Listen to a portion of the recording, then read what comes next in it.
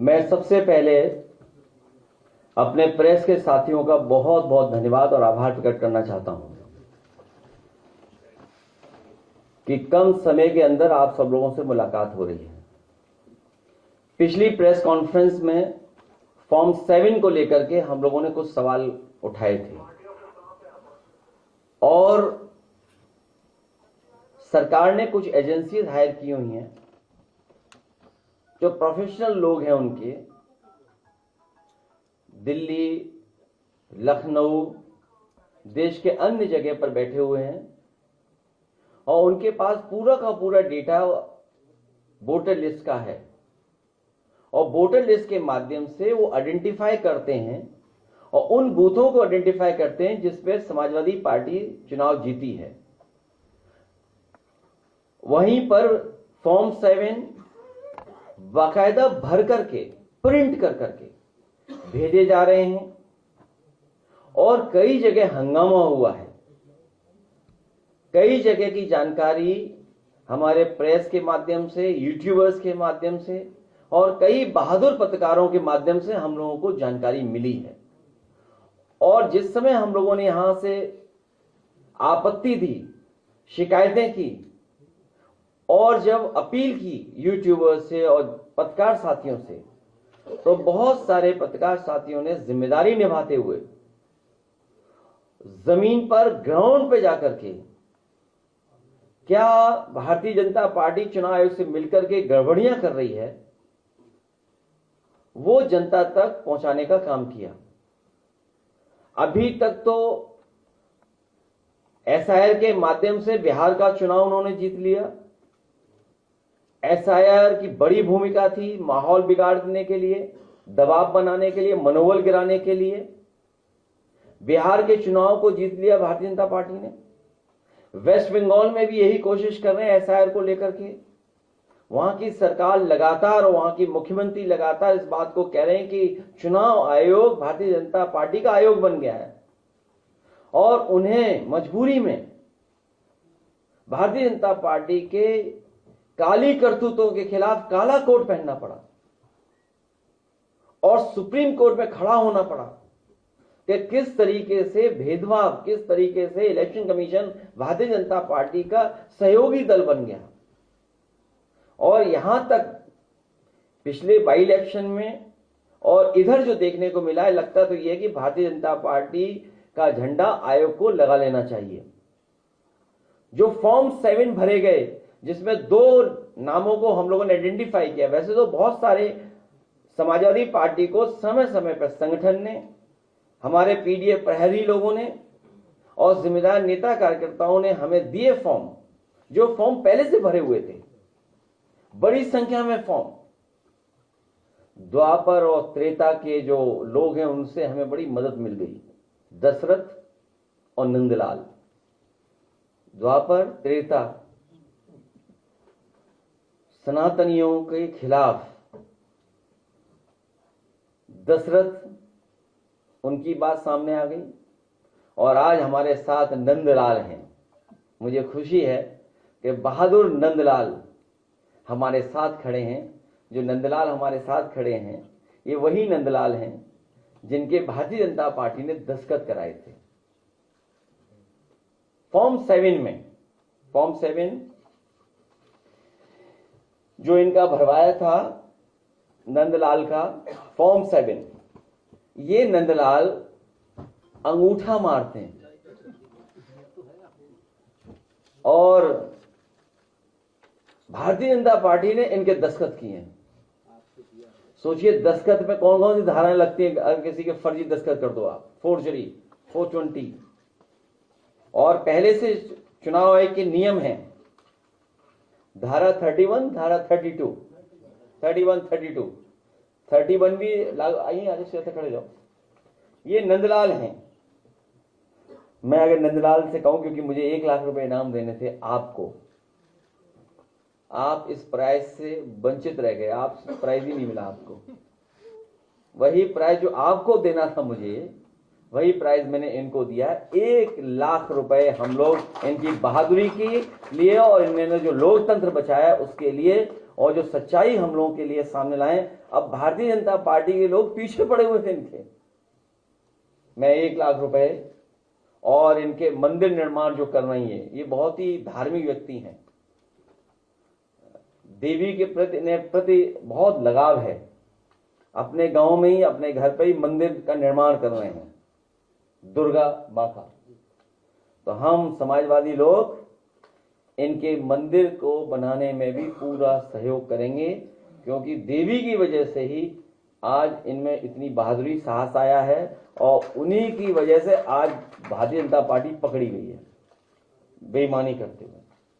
ठीक, ये लोकतंत्र बचाने वाले प्रहरी हमारे पीडीएफ प्रहरी पूर्व विधायक अरुण वर्मा और इनके तमाम सहयोगी साथियों जिनका नाम मैं नहीं ले सकता हूं, उनके प्रयासों से आज नंदलाल हमारे आपके सामने हैं।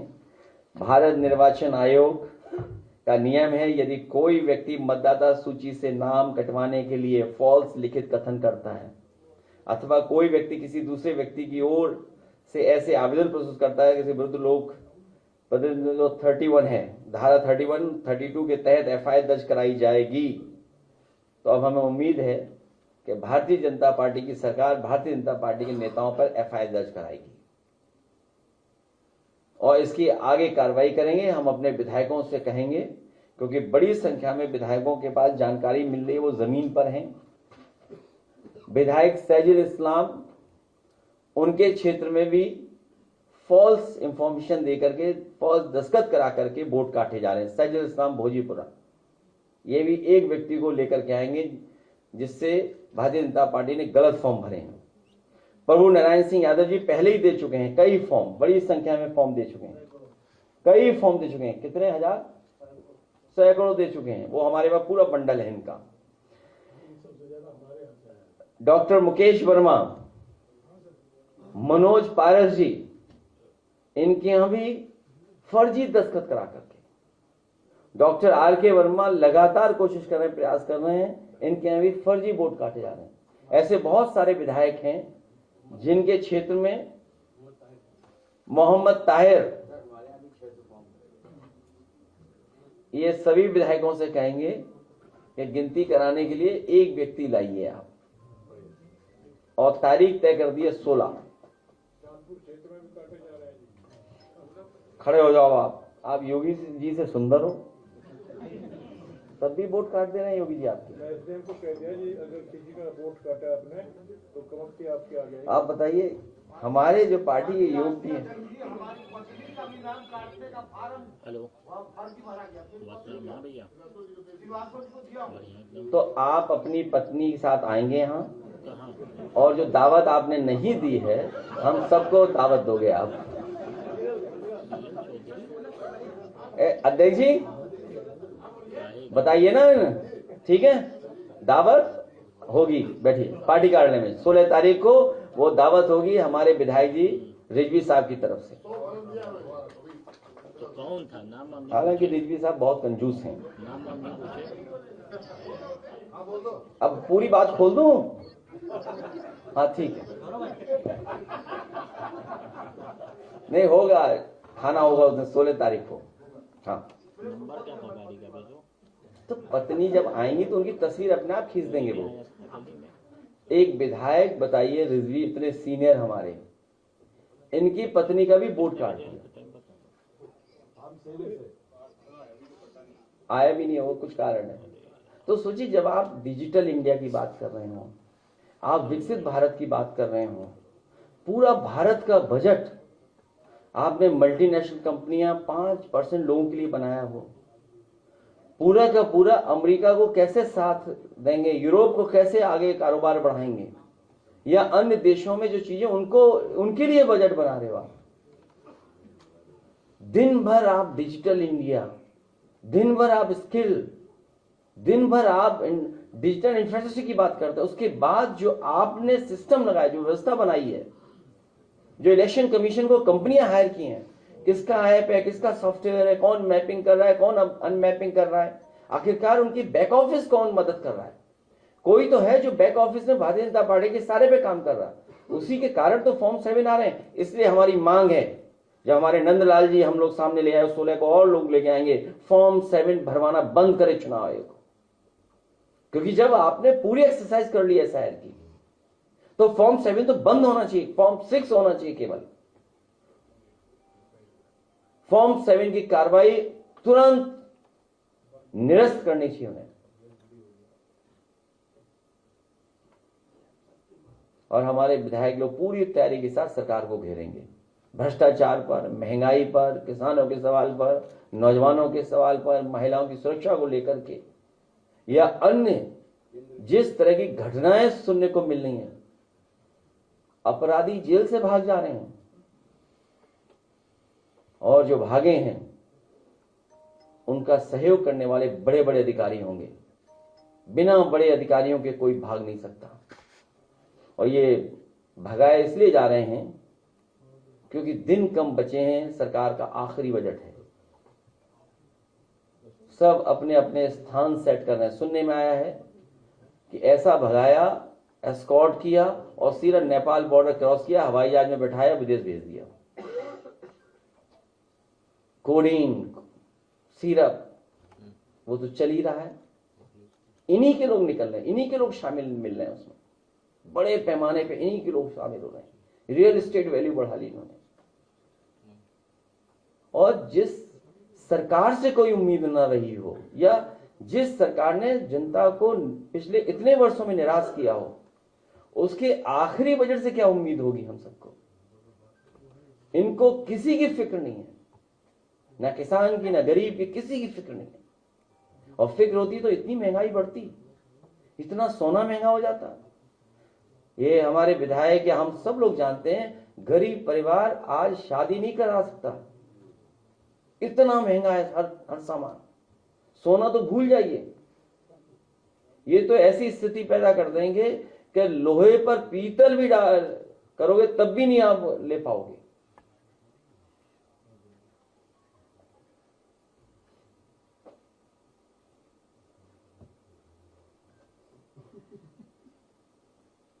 इसलिए नंदलाल को एक बार फिर बधाई, बहुत शुभकामनाएं। हम लोग पूरा साथ देंगे इनके साहस, इनकी बहादुरी, इनकी ईमानदारी के लिए। और किसी पत्रकार को अगर साइन कराना हो तो आके देख सकता है, फॉर्म है सामने, साइन करा ले। इनकी प्रताड़ना भी होगी है। आजमगढ़ में सर हम लोग जिलाधिकारी के सामने प्रस्तुत किए नाम से नहीं होगी।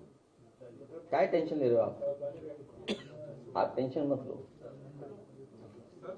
आप बिल्कुल टेंशन मत लीजिए इस बात के लिए।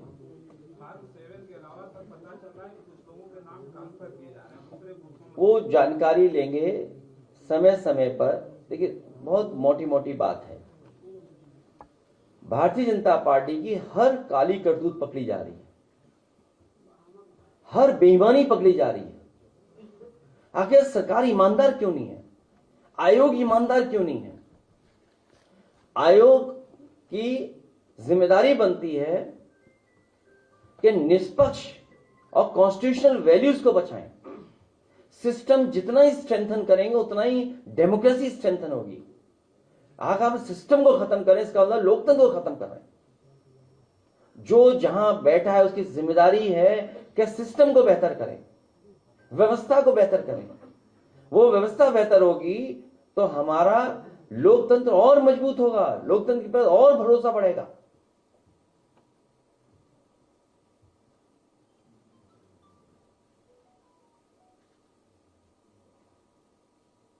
सर, कई बीएलओज के भी बयान सामने आ रहे हैं, उनका ये दावा है कि दबाव बनाया जा रहा है उन पर कि वोट बढ़ाए जाए। आपने भी शायद सोशल मीडिया पर वो वीडियो बयान जारी किया है। बहुत से बीएलओ की जान गई है, सरकार ने अभी भी मदद नहीं की। सरकार दबाव बना रही है, न ट्रेनिंग कराई, न कोई उनको सुविधा दी है, उनको परेशानी में डाल दिया है। दबाव, धमकी और तरह तरह का प्रलोभन ये बीएलओ को किया जा रहा है। लेकिन उसके बावजूद भी बड़ी संख्या में बीएलओ ऐसे हैं जो लोकतंत्र को बचाने के लिए वो खड़े हुए हैं। वो भारतीय जनता पार्टी से नहीं झुक रहे। बनारस में जाकर पत्रकार और जन आदर्श भारत वाला बहुत बड़ा उजागर हुआ।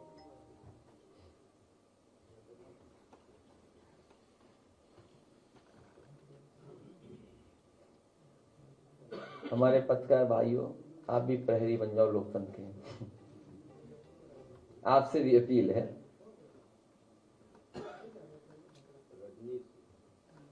अब बीजेपी वाले व्हाट्सएप में भी चले गए, चैनलों में तो थे ही, व्हाट्सएप पे भी आ गए, अंदर अंदर पत्रकारों के व्हाट्सएप पे आ गए।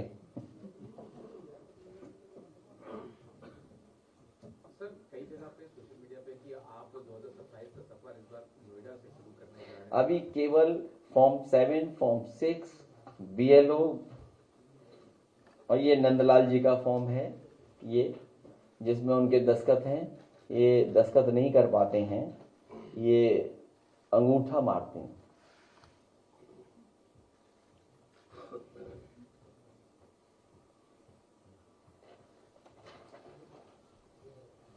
ठीक, धन्यवाद। क्या चीज? डील ने ढील दी है, ढील।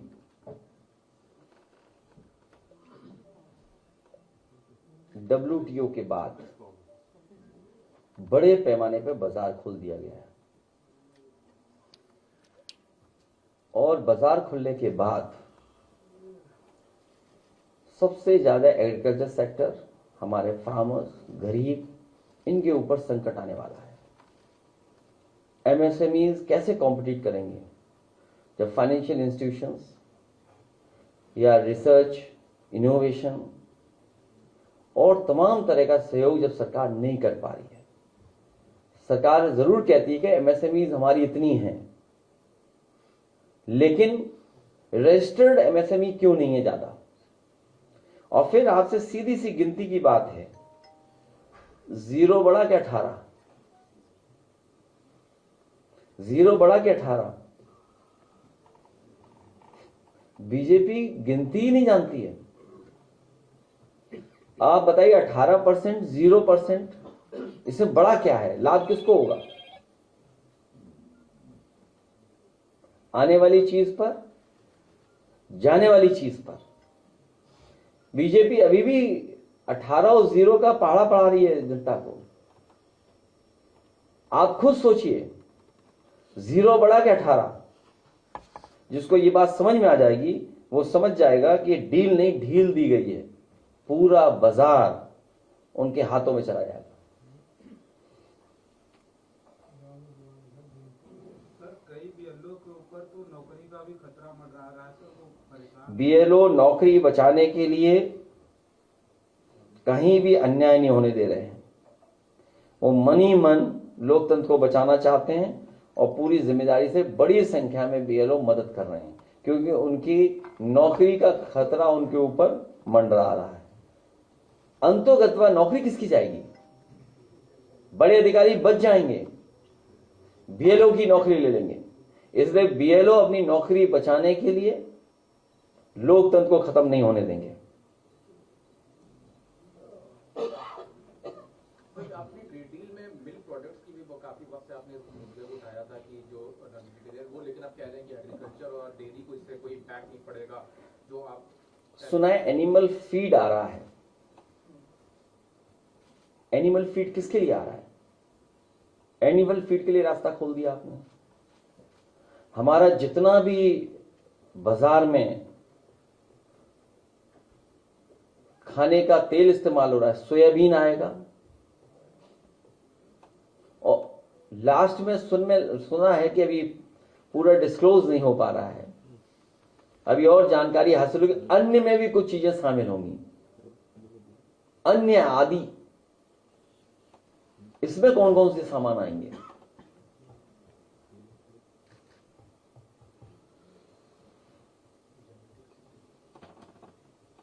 क्या फॉर्म 7 का मिसयूज हो रहा है, जो आपने कहा कि फॉर्म 7 बंद कर दिया जाना चाहिए? आप ऐसा आओ, नंदलाल की दस्तखत करा लो। आप आओ, दस्तखत करा लो नंदलाल की। और ये नंदलाल का फॉर्म है, और नंदलाल ये खड़े, हम यहाँ खड़े, जानबूझ करके मुस्लिम मतदाताओं को वोट काटना। नागरिकता अगर है आपकी भारत की तो आप वोट डालने वाले अधिकार है आपके पास, वोट का अधिकार है। इसीलिए कई बार का ये एसआईआर नहीं एनआरसी था। ये रहे नंदलाल और ये रहा इनका फॉर्म। इसके बाद और क्या सबूत चाहिए आपको? आयोग बताए, सरकार बताए। ठीक, बहुत धन्यवाद।